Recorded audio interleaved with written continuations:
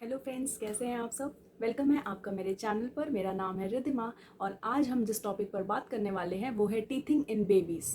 तो टीथिंग इन बेबीज़ क्या होता है, उसके सिम्टम्स क्या होते हैं, कब से स्टार्ट होता है और कैसे हम बेबीज़ को टीथिंग में रिलीफ दे सकते हैं, इन सारे ही टॉपिक पर इस वीडियो में मैं आपसे बात करूँगी। तो चलिए वीडियो स्टार्ट करते हैं।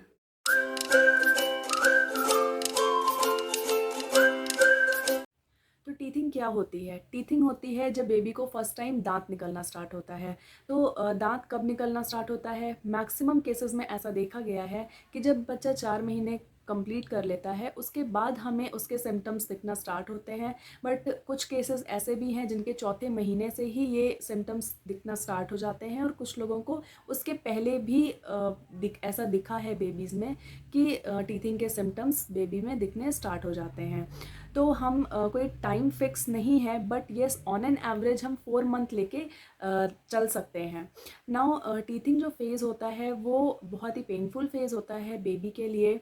और क्योंकि गम्स में इचीनेस होती है, इरिटेशन होती है, तो बेबी बता नहीं पाता है और इस वजह से वो बहुत ही इरिटेटेड हो जाता है। उसका मन नहीं लगता किसी भी चीज़ में, बस उसे लगता है कि कुछ भी करके उसे रिलीफ मिल जाए और इसकी वजह से वो कुछ भी उठा के अपने मुंह में भी डालने की कोशिश करता है ताकि उसे आराम मिल जाए।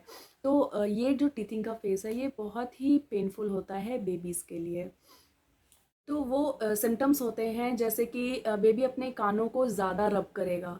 देन सेकंड सिम्टम होता है कि वो कोई भी चीज़ पाएगा और उसे चबाने की कोशिश करेगा। ठीक है। उसे रगड़ने की कोशिश करेगा, किसी भी चीज़ को अपने मुंह में डाल के उसे चबाएगा या रगड़ेगा, तो वो एक सिम्टम हो गया।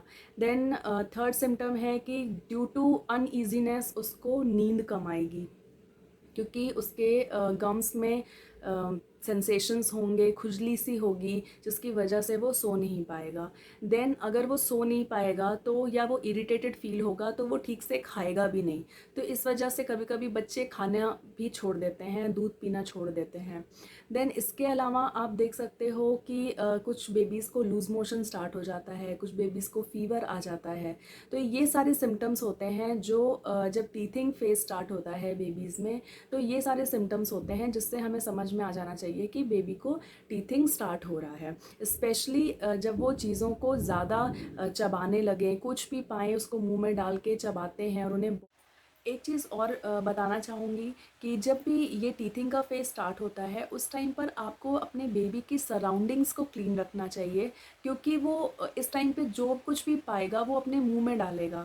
तो अगर उसके सराउंडिंग्स क्लीन होंगी, उसके टॉयज़ क्लीन होंगे, जो भी सामान उसके सामने पड़े वो क्लीन होना चाहिए, क्योंकि जर्म्स के थ्रू उसका डाइजेशन गड़बड़ हो सकता है, उसे लूज़ मोशन स्टार्ट हो सकता है, कई बैक्टीरियाज उसके बॉडी में जा सकते हैं। तो इस वजह से उसके सराउंडिंग्स क्लीन हो, इस बात का भी हमें इस टाइम पे बहुत ध्यान देना चाहिए। तो मुझे कैसे पता चला कि मेरे बेबी को टीथिंग स्टार्ट हो रहा है? वो हमेशा जब भी हम उसे गोद में लेते थे तो वो मेरे शोल्डर को बाइट करने लगता था, मेरे रिस्ट को बाइट करने लगता था। इवन जो जब वो जैसे बच्चों की आदत होती है ना कि थंब सक करना, तो वो अपने थम्स को सक करने के बजाय चबाने लगता था, अपने फिंगर्स को चबाने लगता था, अपने ऐसे ऐसे मुट्ठी बांध लेता था और मुंह को ऐसे ऐसे रगड़ता था। तो ये सारे सिम्टम्स देखकर हमें लग गया कि बेबी को टीथिंग स्टार्ट हो रही है। और अब वो टाइम आ गया है कि जब हमें टीथिंग से रिलेटेड जो भी रेमेडीज़ हो सकती हैं वो हम उसे प्रोवाइड करें, और जो भी मेडिसिन्स हो सकती हैं वो हम उसे प्रोवाइड करें ताकि it helps him to get through this teething phase. Okay. Now अगर डॉक्टर्स की बात करें तो अगर हम डॉक्टर से के पास जाएं और बोलें कि हमारा बेबी ऐसे कर रहा है, तो हम उसकी कैसे हेल्प कर सकते हैं, क्या कोई इसकी मेडिसिन हो तो आप हमें दे दीजिए। तो डॉक्टर्स बिल्कुल मना कर देते हैं कि ड्यूरिंग टीथिंग हमें बेबी को किसी भी तरह का मेडिसिन नहीं देना चाहिए, क्योंकि ये एक नेचुरल प्रोसेस है और मेडिसिन देकर हम एक नेचुरल प्रोसेस में हिंड्रेंस डालने का काम करते हैं, उसे एक रुकावट बन जाता है अगर हम उसे मेडिसिन प्रोवाइड कर देंगे। तो ये एक नेचुरल प्रोसेस है जिसे हमें करना ही होगा, हमें देखना ही पड़ेगा।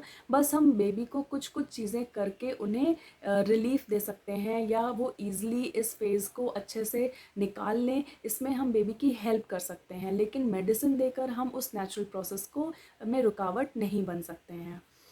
नाउ हम हेल्प कैसे करेंगे बेबीज़ की कि इस फेज़ से वो ईज़िली निकल जाएं या इस फेज़ को पूरा कर लें, तो हम क्या कर सकते हैं, हम बेबी को सबसे पहले तो डिस्ट्रैक्ट करने की कोशिश करते हैं। हम उसके साथ खेलते हैं, हम उसको जो उसका फेवरेट टॉय है उसके साथ उसको बिज़ी रखते हैं ताकि उसका जो ध्यान है उसके गम्स की तरफ ना जाए।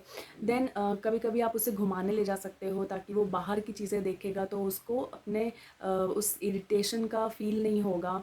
देन आप क्या कर सकते हो कि आप उसे टीथर्स दे सकते हो जो मार्केट्स में अवेलेबल हैं। वो टीथर्स आप फ्रिज में रख दो ठंडा होने के लिए, और जब वो थोड़ा ठंडा हो जाए तब आप बेबी को दे सकते हो, क्योंकि ठंडे से बेबी के गम्स में रिलीफ मिलेगा। देन आप इसके अलावा अपने साफ़ उंगलियों से बेबी के गम्स की मसाज कर सकते हो, उसे लाइटली प्रेस कर सकते हो, उससे भी बेबीज़ को बहुत आराम मिलता है। इसके अलावा अगर आप अपने हैंड्स को नहीं यूज़ करना चाहते हो तो आप कोई भी एक कॉटन का कपड़ा ले लो, सॉफ्ट सा कपड़ा, उसे आप भिगो लो और फ्रिज में रख दो थोड़ा ठंडा होने के लिए। देन उससे उस क्लोथ से आप अपने बेबी के गम्स को प्रेस कर सकते हो, उससे भी बेबी को बहुत ही रिलीफ मिलेगा। ओके, तो उसके अलावा आप ये कर सकते हो कि जैसे आपने कैरेट ले लिया और कैरेट के स्लाइसेस करके आप उसे फ्रिज में रख दो और फिर आप उसे बेबी को थमा दो, तो बेबी उसे अपने मुंह में डालेगा तो उसे ठंडा ठंडा फील होगा और उसे अच्छा लगेगा। नाउ हम ठंडा क्यों देते हैं बेबी को, क्योंकि आपने देखा होगा कि जब भी हम दांत का कोई काम करवाते हैं तो डॉक्टर्स हमें सजेस्ट करते हैं आइसक्रीम खाने के लिए।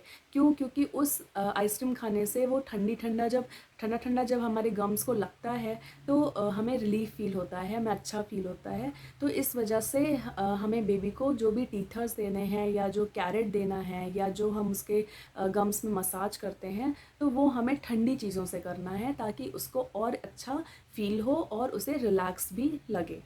ओके, ना मेडिसिन की अगर मैं बात करूं तो मेडिसिन तो हमें बेबी को नहीं देना चाहिए, लेकिन एक मेडिसिन है कैलकेरिया फॉस, जो कि कैल्शियम का काम करता है। कैल्शियम है बेसिकली ये, और ये एक होम्योपैथिक मेडिसिन है। ये कुछ इस तरीके से दिखती है और इसके 2 टैबलेट्स मॉर्निंग और इवनिंग में हमें बेबी को देना होता है। इस मेडिसिन के बारे में मैंने बहुत सुना है, बहुत लोगों ने मुझे बताया है इसके बारे में और बहुत ही पॉजिटिव रिजल्ट्स रहे हैं इसके। और क्योंकि होम्योपैथिक है तो I can trust to give him to my child.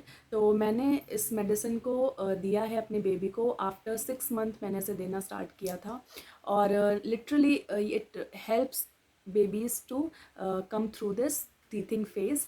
और आप बिल्कुल इसे दे सकते हो क्योंकि ये कैल्शियम है जो कि बेबीज़ के बोन डेवलपमेंट में और टीथिंग फेज़ में इन सब चीज़ों में हेल्प करता है। तो कैलकेरिया फॉस आप दे सकते हो अपने बेबी।